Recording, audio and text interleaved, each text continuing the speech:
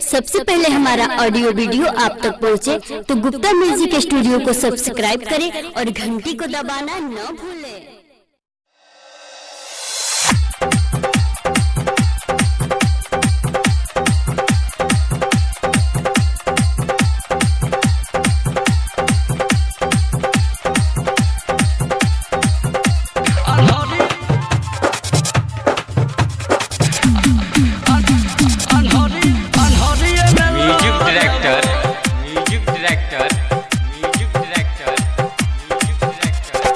DJ Vikram बवाल Gupta music studio कसमा मरार। बिहार के जनली रे छोरा एक और मतलब के दियो पूरा। छही बिहार के जनली रे छोरा एक और मतलब के दियो पूरा। कहबो त माथा समय जतो भगवे कि न सुने हे गे छौरी अनहरिए में ठोई के देबो। सुने हे गे डार्लिंग अनहरिए में लो लेबो। छही बिहार के जनली रे छोरा एक और मतलब के दियो पूरा। छही बिहार के जनली रे छोरा एक और मतलब के दियो पूरा। कहबो त माथा समय जतो सुने हे गे बूची अनहरिए में ठोई के देबो।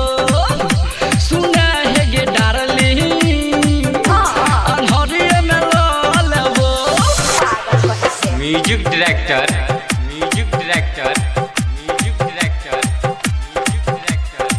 डीजे विक्रम बवाल डीजे विक्रम बवाल डीजे विक्रम बवाल डीजे विक्रम बवाल।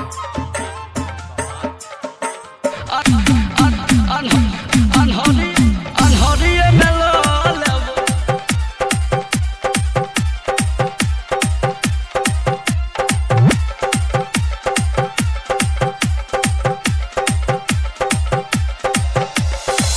छही अखन बच्चा रे बाबू करन हरान रे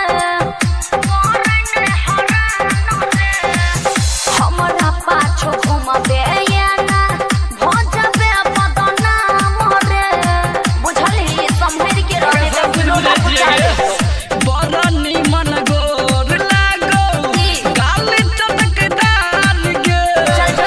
ओठ के लिपस्टिक लागो बड़ा रसदार गे। भजबे त लोले थुइर देबो पूछे देवा हे गे हमर छौरी कथी है अनहरिए में ठोई के देबो। चल जा सुने हे गे छौरी अनहरिए में लो लेबो। कर लो ठाकुर म्यूजिक डायरेक्टर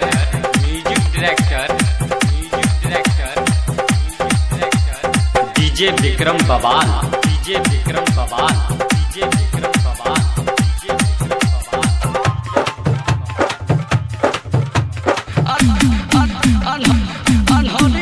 अनहरिए में लो लेबो।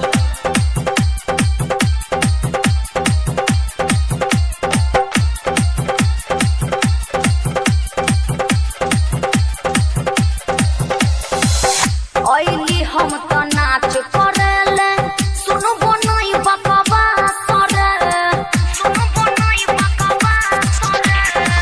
राइटर अनिल बनल छै हमर त खास रे हमर त खास रे। डीजे विकास